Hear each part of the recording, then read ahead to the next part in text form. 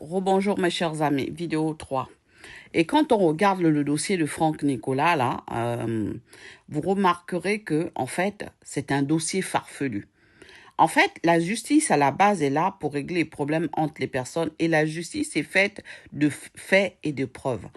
Je répète encore une phrase. Aucun acte illégal n'est générateur de droit. Alors, dans ce dossier, il faut savoir que le procureur et toute la bande organisée ont monté une pièce montée. Ils ont monté une supercherie.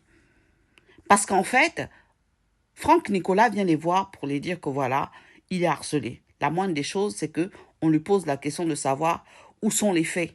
Franck Nicolas vient vous voir que je suis instable. Il faut avoir des preuves de ça. Franck Nicolas vient vous voir parce que je suis allée dans le hall de Nacticide. Nacticide, c'est un lieu public. C'est un lieu public. Et derrière, qu'est-ce que j'ai fait? J'ai donné, moi, ma pièce d'identité. J'étais sur le hall. J'ai été filmée par des caméras de vidéosurveillance. Est-ce que c'est pour autant que je suis allée racketter, voler, détourner des fonds dans chez Nacticide? C'est ça la question qu'on pose, que le procureur aurait dû se poser comme question. Et si vous voyez ce qu'ils ont fait dans le dossier des enfants, Franck Nicolas, comme cette histoire-là, comme il raconte que cette histoire prenait plus d'importance, pour moi, c'est une histoire c'est une histoire banale.